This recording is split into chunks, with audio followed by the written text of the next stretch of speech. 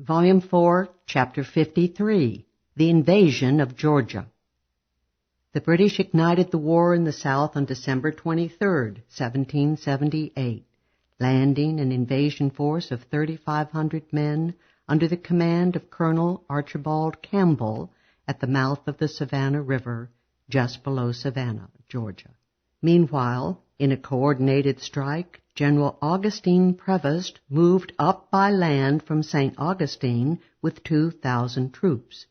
Major General Robert Howe, Lincoln's predecessor, not yet replaced in the field, was there to defend Savannah with fewer than 900 men, mostly South Carolina and Georgia militia. Howe split his small force, weakening it further, leaving part south of Savannah at Fort Sunbury to check Prevost, and absurdly preparing himself to defend Savannah frontally against overwhelmingly superior British arms. To cap his strategic error of accepting direct confrontation, he added the tactical one of not choosing a defensible site, and he allowed himself to be nearly surrounded. Campbell easily smashed him on December 29 and seized Savannah. Howe's folly led to more than 500 American casualties and losses, a staggering rate of well over 50% of the American force. British losses were almost non-existent. Fort Sunbury was soon captured by Prevost, and 200 more men were lost to the American war effort.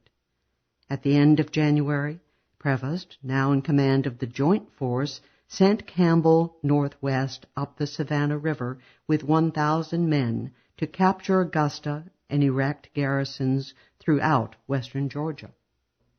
In Augusta, Campbell administered the oath of allegiance to 1,400 citizens and formed them into 20 Tory militia companies. By February, all of Georgia was under British control. The first phase of the British campaign in the South had been a resounding success, and they rushed the last royal governor, Sir James Wright, and the other loyal top officials back to Savannah to reestablish a British civil regime in Georgia.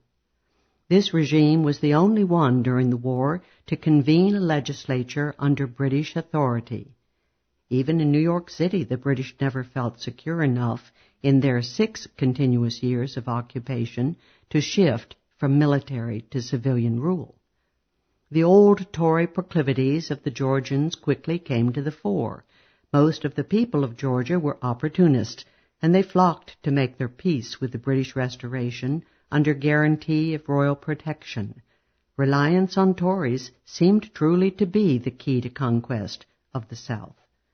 The Savannah River became the line between the two main armies. General Lincoln took up his post with 3,600 men at Purrysburg on the South Carolina side of the river, north of the town of Savannah, while Prevost was stationed at Ebenezer, across the river with over 3,000 men. The river was too wide and swampy for crossing in force by Prevost or the Americans, but Prevost used the Royal Navy to land a Major Gardner and 220 men to seize Port Royal Island behind Purrysburg. Lincoln quickly sent General William Moultrie to the island to raise the militia, and he assembled over 300 men to occupy Beaufort, the island's major town. Moultrie's force fought off the British in a pitched, if necessarily small-scale, battle on February 3rd, and Gardner withdrew with heavy losses. This battle stopped the British military momentum and for the time being halted any attempt to invade South Carolina. Meanwhile, Colonel Campbell, encouraged by his reception by the Tories at Augusta, had sent 200 mounted Tories under the command of Colonel John Hamilton, an aristocratic and highly influential Scots Highlander, to the Georgia back country to recruit more Tory militia. This stimulated Colonel Boyd, a leading Tory of North Carolina, to round up 700 Scottish Tories of that state and march to back country Georgia to join Hamilton. By plundering happily as they marched, Boyd's men gained few adherents to the royal cause in the Carolina back country and alienated many. After easily driving off a small party of American militia under a Captain Anderson, Boyd and his party crossed the Savannah River into up-country Georgia. While they were relaxing at Kettle Creek, on the Georgia side of the river, a party of fewer than 300 South Carolina militia surrounded the camp on three sides and fell upon them in a surprise maneuver. The outcome was a total rout of the superior Tory militia. Boyd was killed. Nearly 200 other casualties were suffered, and almost half the survivors fled back to their homes. 300 of the beaten men were able to scurry to join Campbell at Augusta. The Patriot militia, in contrast, had only about 30 casualties. The 75 captured Tories were taken to South Carolina, where they were tried en masse on charges of high treason, and all were condemned to death. While 70 were pardoned, 5 leading Tories were duly hanged for treason, a hanging that taught the backcountry Tories an impressive lesson. The triumph at Kettle Creek brought into prominence Colonel Andrew Pickens of the South Carolina militia, commander of the victorious force. The dour young Pickens, a Presbyterian elder, was to prove to be one of the finest guerrilla leaders of the war. The nearly simultaneous victories at Beaufort and Kettle Creek in early February 1779 not only greatly buoyed American hopes, but they also turned the tide of public opinion in backcountry Georgia. The emboldened Patriot militia flocked to Lincoln's camp and inspired him to try to retake Georgia. He sent 2 contingents to the up-country, one a force of 1,500 North Carolina militia under General John Ashe to Briar Creek, and another of 1,200 men under General Andrew Williamson of Georgia to the east bank of the Savannah opposite Augusta. Seeing this formidable force coming upriver, Campbell decided to leave Augusta and march back to Savannah. This withdrawal disheartened the Tories of the back country, and their militia companies wilted away, leaving upper Georgia, including Augusta, open to the rebels. Furthermore, by spreading themselves too thin in Georgia, and consequently being forced to contract again, Campbell disheartened Tory sentiment throughout the South. As General Ashe, his forces swelled to nearly 1,700 men, eagerly pursued Campbell's retreating force down to Briar Creek, about halfway to Savannah, General Prevost devised a brilliant plan to defeat him.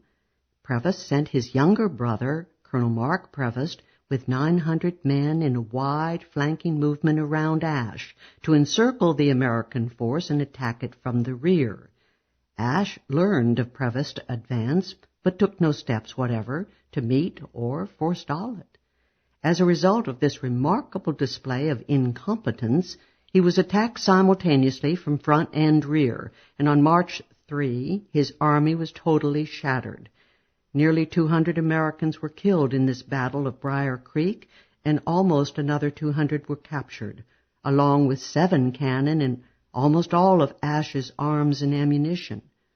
Of the rest of Ashe's large force, nearly 2/3 scattered to their homes. Approximately 1/3 of the Southern army had been lost. Georgia had been saved for the British, who had lost only a tiny handful of men. Despite the heavy American losses, Lincoln's forces continued to swell with militia recruits, and he still determined to march into Georgia. Leaving only Moultrie's 1,000 men to guard the lower Savannah, Lincoln marched upriver with 4,000 men on April 23 to take Augusta. General Prevost saw that lower South Carolina was weakly defended, and anxious to draw Lincoln back to South Carolina, he crossed the river with over 2,500 men to take Perrysburg on April 29. After successive rear-guard skirmishes, his advance pushed Moultrie all the way back to Charleston, the only major city of the 3 southernmost states, and by far the leading port in the South. Prevost pursued the Americans, and reaching Charleston on May 12, he demanded that the city surrender. Even though 3,000 American troops were within the city's walls, the faint-hearted, the opportunistic, and the conservatives tried to opt out of the war effort. President John Rutledge, who had been given almost dictatorial powers by the legislature, and his fellow conservatives in the upper house prevailed upon South Carolina to propose an agreement of neutrality for the state for the remainder of the war, an offer which Prevost scorned. The South Carolinians were prevented from making further moves in the same direction by the return of Lincoln's large force. Prevost retreated to John's Island below Charleston and kept a fortified bridgehead on the mainland at Stono Ferry. From there he decided to extricate himself by sea to Savannah. He left behind a vastly outnumbered rear guard of 900 under Colonel John Maitland. On June 19, Lincoln attacked Stono Ferry with only 1,200 of his 6,000 men against the fortified position. Moultrie, on James Island, failed to provide expected support, and Lincoln had to retreat after suffering heavy losses and a large number of desertions. Prevost completed his withdrawal to Savannah and left Maitland in occupation of Port Royal Island, which could be protected by British control of the sea. Prevost had gained little from his swift foray to Charleston, except for intensive looting of the civilian population en route. The British found great numbers of slaves flocking to welcome and aid them, but their gratitude consisted of selling the thousands of Negroes back into slavery in the West Indies. Once again, they had failed to take the opportunity to split America, especially the South, by offering to liberate the slaves. But then the British could scarcely have been expected to suppress a revolution by outdoing the Americans in so radical an act. Fighting stopped for the summer months, and the British were in firm control only of Savannah and its environs. In the up-country, the Tories had been demoralized, and the British were subject to continuing raids by the rebels. They made Mark Prevost temporary lieutenant governor of Georgia to try to restore order in Upper Georgia until Wright and the other royal officials could arrive. The growing difficulties encountered in the Southern campaign did nothing to nurture whatever enthusiasm General Clinton had had for the Southern invasion. Much has been made in recent years of Clinton's alleged personality defects as the explanation for his ambivalence and indecision. In truth, however, there were plenty of objective considerations to cause him or anyone else in his place to be indecisive. For one thing, a great many factors that could tip the balance were beyond his control. Among these were the dispositions of the British and French fleets, the number of reinforcements he might obtain, the extent of Toryism that would be revealed in the South, and the political and strategic considerations and decisions that would be weighed and concluded in London. Certain it is that Clinton was not an outstanding general, but mediocre generals abound and are well understood without dragging in psychological approaches of dubious value by armchair historical psychoanalysts 2 centuries later. Suffice it to say that what the British needed was a military genius, and Clinton scarcely filled the bill. But for this fact, no historical psychologizing is required. This is apart from the distortions injected into historical accounts when only one general is psychoanalyzed, while all others in the historical drama are treated by ordinary rational historical analysis without benefit of psychologizing. While it is true that Clinton lacked any comprehensive or sound strategic plan in the South, his superiors in London had nothing better, and his means were limited. Under Lord Germain's general instructions, he did carry out a quick thrust against the Virginia coast. In early May 1779, he had sent out General George Matthews and Commodore Sir George Collier with 2,500 men to prevent reinforcements being concentrated on the Georgia front. In a resounding military success, they captured Portsmouth, Norfolk, and other southern supply centers on the coast and destroyed numerous ships and enormous amounts of provisions, naval stores, and ammunition. The captured towns were sacked and plundered, and the plantations looted, all without the loss of a single man. The American losses have been estimated at the huge figure of 2 million pounds. The British then abandoned the coast as planned, although Commodore Collier made a strong case for at least retaining Portsmouth and giving aid and shelter to the many Virginia Tories who had suddenly emerged joyously to greet the British, and who, abandoned and disillusioned, would be left to their fate. Clinton also decided to reinforce the troops in Georgia for a drive northward. But twice in the summer and fall of 1779, his plans were thwarted by the French fleet. First, when Jamaica asked for reinforcements to defend against the French, and second, in the fall. Admiral d'Estaing, fresh from victories in the West Indies, appeared off the Georgia coast in early September with nearly 6,000 troops, and forced Clinton's 3,000 troops to turn back and withdraw to New York. The French fleet moved in to besiege Savannah, and the fall campaign of 1779 found the British on the defensive.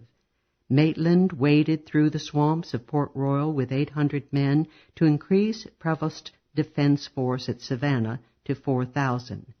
Meanwhile, Lincoln arrived near Savannah with 1,400 men to strengthen the siege. D'Estaing should have assaulted Savannah immediately when he arrived in mid-September to take advantage of surprise and take the city easily. Instead, the admiral confined himself to a siege, giving Prevost time to strengthen the city's defenses. Furthermore, winter was approaching, and a long naval siege was not feasible in winter months. Hence, after a further siege of a month, D'Estaing assaulted Savannah on October 9, but the frontal assault of 3,500 French and over 800 American troops on the well-entrenched British positions failed ignominiously, and the French and Americans experienced heavy losses, over 800 casualties, a staggering proportion of the attacking force, and the British lost only 150. D'Estaing was wounded, and the American General Casimir Pulaski, a young revolutionary Polish count and cavalry officer who had enlisted in the American cause, was killed in the battle. Despite the pleas of Lincoln to continue the siege, D'Estaing and the French force hurried away to France. The British and the Tories were elated, and the Americans disheartened by this defeat at Savannah. This was the third operation, the others had been at New York and Newport, that D'Estaing had conducted against the British on American shores, and each was a failure. Moreover, Georgia was again safe for the British, and they were now free to continue their campaign northward.